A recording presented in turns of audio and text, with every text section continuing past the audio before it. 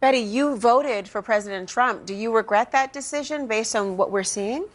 In terms of food insecurity, I do. All right, we are in the middle of arguably the highest stakes government shutdown in American history, and the President of the United States can't stop himself from falling asleep during every meeting he's a part of. He can't control himself during these meetings. What the hell is going on with this guy? Today, I want to walk through that a little bit while also walking through the updates on the government shutdown because negotiations are getting more and more intense. Democrats are saying, listen, all we want are people to have access to health care. This sums up the entire shutdown well. Democrats, we'll vote for a budget if you let sick people go to a doctor. That's the only ask. It's nothing crazy. Republicans, let us take doctors away from sick people, or we're also going to take food away from poor people. What kind of logic is this? Why are they holding a gun to the head of the American people? And why is the man who's supposed to be leading, I mean, he's the president of the United States, he's supposed to be leading us or giving some sort of moral clarity, why is he melting down and falling asleep every step of the way? I mean, as I started recording this video 10 minutes ago, a few minutes ago as I was researching, this popped up. The Democrats are cracking like dogs on the shutdown because they are deathly afraid that I am making progress with Republicans on terminating the filibuster. I asked this question to this co-host on CNN the other night. I said, would you rather the government shutdown end how Democrats want, which is more healthcare, or end how Trump wants it to end, which is terminating the damn filibuster? And she said, I reject the premise. What do you mean you reject the premise? Those are literally the two options right now. And then she was like, isn't there a third option? And I said, yeah, negotiation. They're not doing that either. Okay, to continue though, he says, whether we make a deal or not, the Republicans must blow up the filibuster. So now he's saying whether they do it or not. You don't have any leverage if you're going to say that you're going to terminate the filibuster, whether they do it or not. He says, and approve hundreds of long sought but never gotten policy wins. As a just a small example, voter ID. Only a loser would not agree to doing this. What a demented old man. Again, Trump was slumped over during speeches a day or two back. This was a pretty important speech with CEOs where someone passed out and Trump was just out of it. He is straight up sleeping. While all of this is happening, Americans who rely on SNAP benefits are beginning to regret their vote. I want to show you these two Trump voters who say, she says that Trump is doing well on the border, but that her food insecurity can be linked to Trump's policies. Let's take a listen. Betty, you voted for President Trump. Do you regret that decision based on what we're seeing? In terms of food insecurity, I do.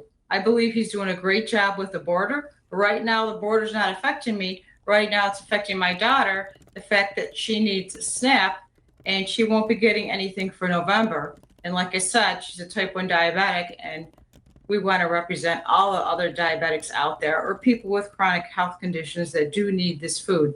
And they may not have a safety net. They may not have relatives to fall back on. We know many people, and those people that don't have relatives to fall back on. Let me ask you, Betty, because we're going to be speaking with a Republican congressman right after you and I had this conversation, one that's very close to President Trump. What is your message to lawmakers right now, Betty? I would say restore funding for SNAP. And I believe the Trump administration, instead of focusing on presidential ballrooms, should be paying attention to individual Americans' dining rooms. Betty, will this experience impact your voting decisions in the future? Well, it depends on what the administration does in the future. It may. Like I said, there's certain things that I'm thankful that Trump has done. But in terms of just basic food insecurity, I believe he has to make some changes in order to do what he said. I think he promised to lower prices for Americans, and I don't see that happening right now. Well, I want to thank you both for sharing what's happening. This is happening to people all over the country. A lot of red states disproportionately rely on benefits from the government. It's just a fact. Meanwhile, as Dr. Oz in the Oval Office 2 days ago was linking obesity to dementia, Trump was slumped over at his desk, sleeping.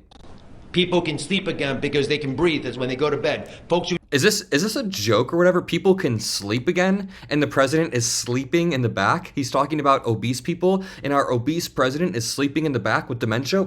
People can sleep again because they can breathe as when they go to bed. Folks whose knees don't hurt. People who don't have heart attacks, renal failure, dementia. All the things we know are associated with obesity and much more.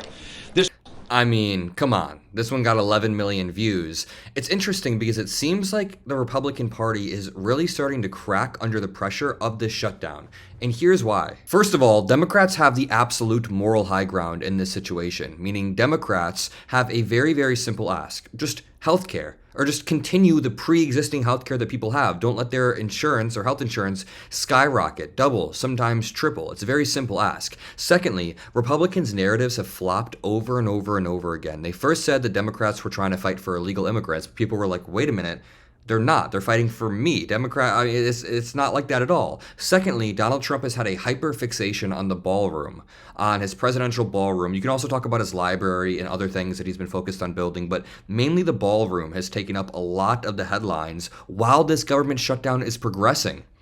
This dude, as he's getting older and older, is losing whatever political instincts that he had, which people will always comment, Trump had no political instincts. I disagree. This dude obviously outmaneuvered multiple Democrats during their campaigns. We should not have lost to this motherfucker twice. He obviously has some sort of instinct on how to sell himself, but he's losing that, and the American people are noticing that. Trump finally meets a problem his lies cannot overcome: rising grocery prices. And this dude is melting down about grocery prices. I genuinely believe, from the bottom of my heart, this clip of Donald Trump ranting about affordability just 2 days ago on the same day should be everywhere on TV. Democrats should blast this everywhere. You look at 25% reduction in costs for Thanksgiving between. That's a lie, by the way. If you look at the 25% reduction in cost, they've removed like 6 to 7 to 8 different pieces from the meal, and then they used great value items. And then they said there was a 25% reduction because the input items were reduced in price, because they were great value. Between Biden and me,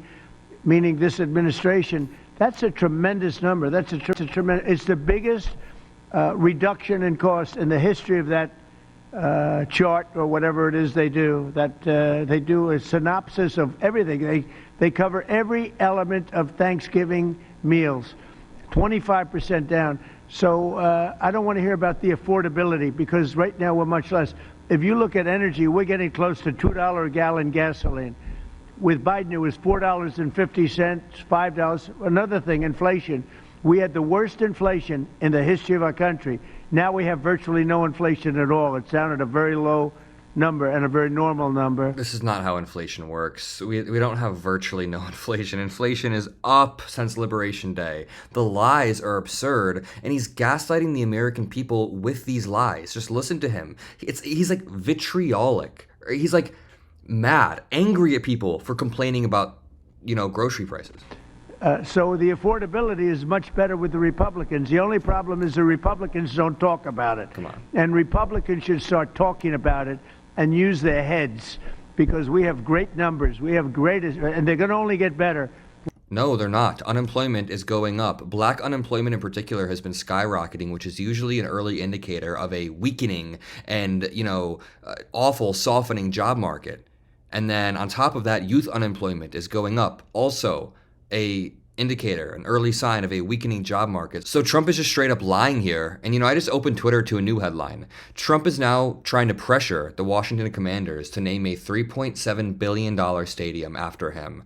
Malcolm Kenyatta says, seniors and children are starving because Trump is withholding food. Families are struggling with basic expenses. Jobless claims are soaring, but the president is demanding another monument to himself. Another monument to himself. That is all that he wants. And listen, statistics from the government that he runs belie the claim that inflation is down. Inflation for food items has been 3.1% since Trump declared his trade war against the rest of the year, compared to 1.8% in Biden's final year. That is up. Inflation is up. Unemployment is up. He has not brought in $22 trillion in tariffs. That is a lie. We are not seeing that anywhere. Everything that he says is a complete lie. And just remember that for the past 2 or 3 months, we haven't even gotten accurate job numbers. We haven't gotten any, because Trump fired the BLS commissioner, and then they've been holding off on releasing most of the economic data. So we don't even know the numbers. We don't even know if the numbers are good or bad, and we can just only assume that they're bad based on the most recent data that has come out. So I'm going to leave it there.